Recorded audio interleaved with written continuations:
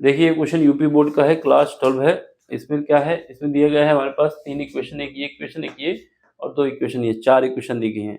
इनसे एक रीजन आपको बन के तैयार होगा।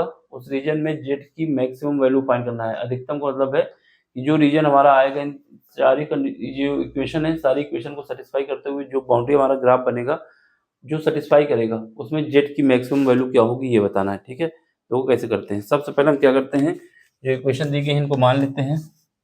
सॉल्यूशन में समीकरण नंबर 1 बना लेते हैं, x plus 3y less than और इक्वल टू 5 है। ये इक्वेशन नंबर हमारी 1 हो चुकी है। दूसरी क्या है, x plus y less than और इक्वल टू 3 है। ये इक्वेशन नंबर हमारी सेकेंड हो चुकी है। और यहाँ पर जो x ग्रेटर देन और equal to 0 and y greater than और इक्वल टू 0 को मिला के एक इक्वेशन नंबर 3 मान लेते हैं। ठीक है, चलो सबसे पहले हम समीकरण नंबर 1 का यूज करते हैं। समीकरण नंबर 1 में जब समीकरण 1 में करते हैं तो क्या है, ये x plus 3y less than और इक्वल टू 5 है, इसका यूज कर रहे हैं।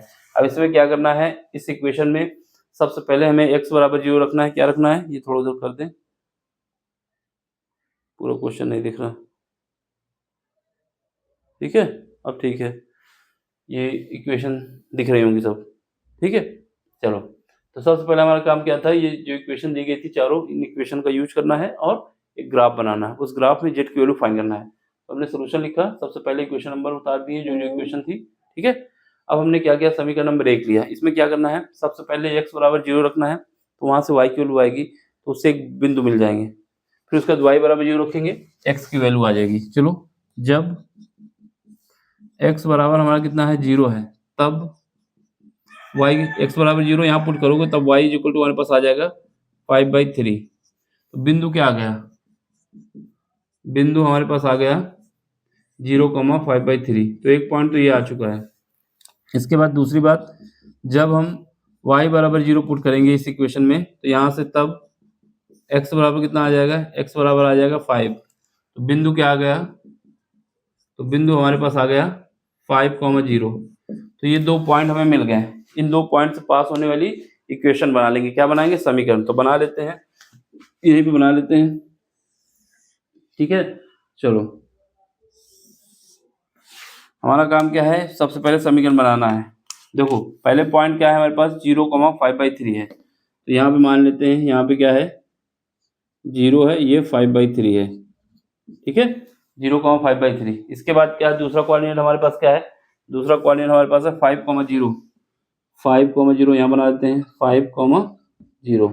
अब इनसे पास होने वाली लाइन पास कर लेते हैं। इनसे पास होने वाली लाइन हमने ड्रॉ कर दी, सीधी लाइन खींचना है स्केल से। ठीक है, अब ये कौन सा इक्वेशन है उसको लिख देते हैं। कौन सी इक्वेशन है हमारे पास, इक्वेशन है हमारे पास ये है, x plus 3y less than और इक्वल टू 5।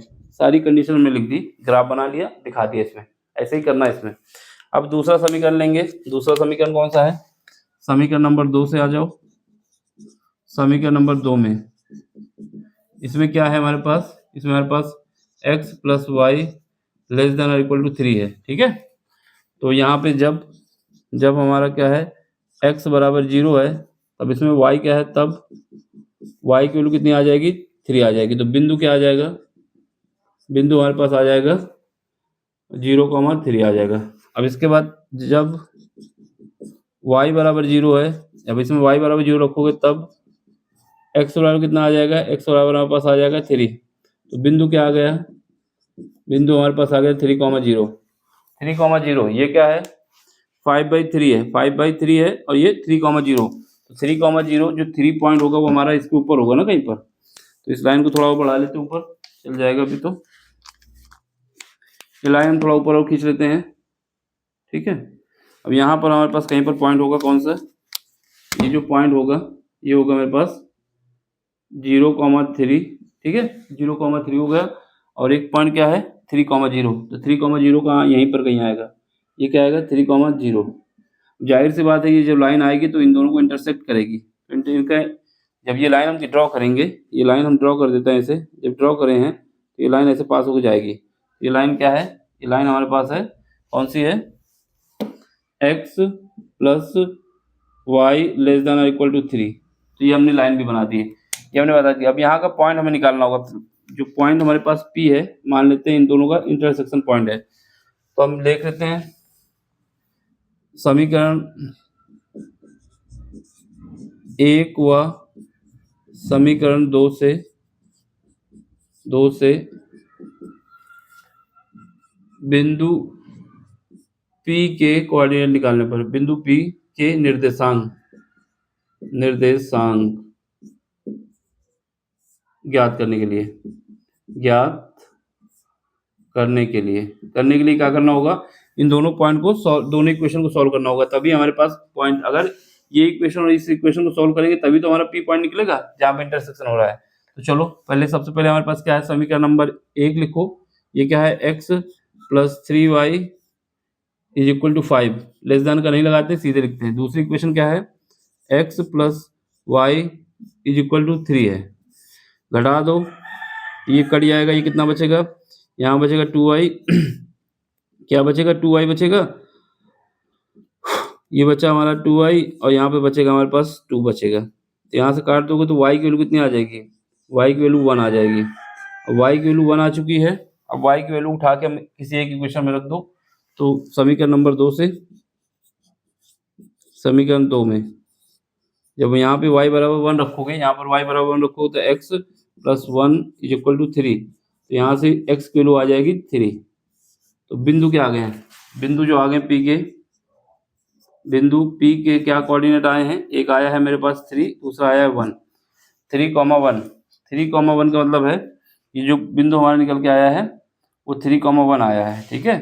तो इसको थोड़ा सा और ये इस तरफ कुछ आएगा। ये हमारे पास जो पॉइंट है, हमारे पास x एक्सिस पे क्या है, 3 है, x एक्सिस पे 3 है, ये इसके बिल्कुल सीधे पे है, ये सिद्धांत पे, ठीक है, और y एक्सिस पे 1 है। तो ये जो हमारे पास ये कोऑर्डिनेट बन के तैयार होगा, अगर ये क्या है, ये 1 है, इसको कह सकते हो 0,1, क्या कह सकते हो 0,1, और ये हमारा 3,0, ये पॉइंट हो जाएगा हमारे पास 3,1, ठीक है। ये हमने निकालना जरूरी था क्योंकि ये इंटरसेक्शन हो रहा था इनमें। अब चलो इसके बाद क्या है, इसके बाद ये इक्वेशन दी गई है, तो हमारे पास जो है इसको भी लिख लेते हैं। इसमें बताया जा रहा है कि x की वैल्यू हमें वो लेनी है जो क्या हो, पॉजिटिव हो। पॉजिटिव x कहाँ पे होता है, इस एक्सेस पे, ठीक है। निगेटिव कहाँ होता है, इस तरफ होता है। तो हमें x के लिए कहाँ पे जाना है, x के लिए हमें यहाँ जाना है। x क्या होगा, > 0, यानी इस पॉइंट पे इस तरफ जाना है हमको, ठीक है। ये एरो बता रहा है उस तरफ जाना है। y के लिए क्या है, y हमारा पॉजिटिव होता है ऊपर, तो कहाँ पे जाना है y के लिए हमें पॉजिटिव जाना है ऊपर। उसको हम ऐसे दिखा देंगे कि ये y के लिए है। अब हमें देखना है कि चारों कंडीशन को कौन सी कंडीशन सेटिस्फाई करती है। चारों कंडीशन को जो सेटिस्फाई करेगा वही हमारा आंसर होगा, ठीक है। चलो देखते हैं। पहला इक्वेशन क्या है, पहली इक्वेशन ये है कि x + 3y ≤ 5। जब कभी लेस देन का निशान लगा होता है, तो इसका मतलब हमें जो लाइन दी गई है उसके नीचे वाला पार्ट लेना है। मैं क्या बोल रहा हूँ, अगर लेस देन का निशान लगा है तो नीचे वाला पार्ट लेना है, अगर ग्रेटर देन का लगा होता है तो इस लाइन के ऊपर वाला लेते हैं। फिर समझो, अगर ये इक्वेशन में लेस देन का निशान लगा है, ये लेस देन का निशान है ना, ऐसा निशान लगा हुआ है, ये लेस देन का होता है, तो इस लाइन के नीचे वाला पार्ट लेना है, यानी ओरिजिन की तरफ जाना है। ओरिजिन क्या है, 0,0 होता है, तो ये नीचे वाला पार्ट आ जाएगा इसका, ठीक है, एक पार्ट। दूसरी इक्वेशन क्या है, ये क्या है, x + 3y ≤ 3 है। क्या है, लेस देन = 3 है। तो ये वाली लाइन जो है हमारे पास क्या है, लेस देन है। अगर ऊपर ग्रेटर देन होता तो इस तरह वाला पार्ट लेते हैं इस लाइन के, लेकिन ये लेस देन है, तो इस इक्वेशन को भी नीचे ही लाना है, यहाँ पे लाना है, ठीक है। इसके बाद ये जो x > 0 है, ये क्या है, ये इस तरफ जाना है, तो ये रीजन आ जाएगा। फिर ये क्या है, ये ऊपर वाला आ जाएगा, ठीक है। तो ये जो चारों रीजन आया, ये इतना रीजन जो बन के तैयार हुआ, ये कॉमन रीजन है, ये वाला रीजन, बाकी कोई कॉमन नहीं है। चारों इक्वेशन में कौन सा कॉमन है, ये वाला पार्ट जो हमने रंग दिया है, ठीक है। ये पार्ट नहीं कॉमन है, केवल ये पार्ट कॉमन है। अब हमारा काम क्या है, एक पॉइंट ये तो हमें पता ही है, ये पॉइंट भी हमें पता है और ये पॉइंट भी हमें पता है। अब हमें देखना है कि जेड वाला क्या वैल्यू है हमारे पास। जेड जो है हमारे पास, देख लो यहाँ पर, जेड इक्वेशन जो दी गई है, ये वाली इक्वेशन, इसमें कौन सी पॉइंट रखे जाएं जिससे जेड हमारा मैक्सिमम आ जाए।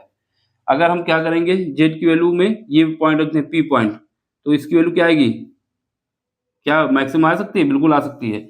बाकी ये पॉइंट रखोगे तो क्या मैक्सिमम आ सकती है, इसको रखोगे तो मैक्सिमम नहीं मिलेगा, क्योंकि y तो 0 ही हो जा रहा है। केवल पॉइंट P देखा जाए, फिर भी हम निकाल के आपको दिखा देंगे, लेकिन हमें देखने ही से पता चल गया कि या तो ये पॉइंट रखना होगा, इससे रखोगे तो 0, 0 हो जाएगा, तो कोई मतलब नहीं, ये रखोगे तो कुछ वैल्यू आएगी, ये वाला पॉइंट रखोगे कुछ वैल्यू आएगी, ये पॉइंट रखोगे कुछ वैल्यू आएगी, लेकिन ये पॉइंट जो रखोगे पी पॉइंट, इस पे ही इसकी मैक्सिमम मिलेगी। फिर भी हम दिखा देंगे आपको। पहले सबसे पहले हम लिख देते हैं जेड मैक्स। तो जेड मैक्स के लिए क्या है, यहाँ पे देख लो, कहाँ पे दिखा दें, इधर देख लो, ठीक है, यहाँ पे दिखेगा, बिल्कुल दिखेगा। यहाँ पे देखो जेड मैक्स निकालना चाहता हूँ। जेड इज इक्वल टू क्या है, 5x है प्लस 3y है। अब हम जेड पी निकाल लेते हैं सबसे पहले। जेड पी कोऑर्डिनेट क्या है, 3,1 है, इसको निकालना है, ठीक है। चलो यहाँ 3 की जगह क्या रखोगे, सॉरी x की जगह 3 रखेंगे, 5 इंटू 3, और y की जगह कितना रखोगे, 1 रखोगे, 3 इंटू 1। ये बात समझ में आई, 3 इंटू 1। सॉल्व करोगे तो जेड पी कितना आ जाएगा, जेड पी हमारे पास आ जाएगा ये 15 और 3 आ जाएगा 18। तो यहाँ से हमारे पास जेड पी आ गया है 3,1, जो कि आ गया है हमारे पास 18। एक तो ये आंसर हुआ, ठीक है। अब देख लेते हैं क्या ये मैक्स है। वैसे तो मैक्स हम लिख दे रहा हूँ, लेकिन आपको बाकी चेक करा के दिखा देता हूँ। अब चलो, अब यहाँ से ले लो ये वाला पॉइंट, ये पॉइंट हमको मान लेते हैं ए, ये पॉइंट हमारा बी हो जाता है। इसको मानने से कोई मतलब नहीं, ये 0 0 है तो क्या क्या मतलब रहेगा। अब ए पे निकाल लेते हैं, जेड ए, यहाँ रेगुलर तो नहीं है, जेड ए का कोऑर्डिनेट कितना है, 0,3 है, 0,3 है। अब यहाँ पे रखो, x की जगह 0 रखोगे, y की जगह 3 रखोगे, कितना आ जाएगा 9। तो ये तो इससे कम है। अब जेड बी निकाल लेते हैं। जेड बी क्या है, 3,0 है। यहाँ पर x की जगह 3 रखोगे और y की जगह क्या रखोगे, 0 रखोगे, कितना आ जाएगा, 15 आ जाएगा। सबसे मैक्सिमम कौन आया है, ये। तो हमारे पास जो जेड मैक्स है वो क्या है, ये है, ये हमारा आंसर है, ठीक है। यही हमसे पूछा गया। तो जेड मैक्स हम यहाँ पे दिखा देते हैं। तो Z max is equal to आ जाएगा 18। इसको करना ऐसे ही है, करने का तरीका यही है कि इसका ग्राफ बनाओगे, ग्राफ में जो चारों बाउंड्री को, कंडीशन को, जो चारों इक्वेशन को, यानी इसको भी सेटिस्फाई करे, इसको भी करे, इसको भी करे और इसको भी, तो यही रीजन एक ऐसा है जो दो सबको सेटिस्फाई कर रहा है। यही हमारा आंसर होगा, ठीक है। और कोई रीजन नहीं आएगा, ये रीजन नहीं आएगा क्योंकि ये ऊपर हो जाएगा। इसकी कंडीशन के हिसाब से केवल ये रीजन आएगा। क्यों आ रहा है, क्योंकि इसके ये जो कंडीशन लेस देन है, इसका मतलब इसके नीचे वाला भाग, इसका भी लेस देन है, इसका मतलब इसका भी नीचे वाला भाग, और इसके बाद ये दोनों का तो वही है, ठीक है। समझ लो, देख लो, कहीं पर भी डाउट हो रहा हो तो पूछें आप। बाकी मिलते हैं अगले लेक्चर में अगले कॉन्सेप्ट के साथ, ठीक है। Bye, take care. चलो स्क्रीनशॉट ले लो इसका, ठीक है।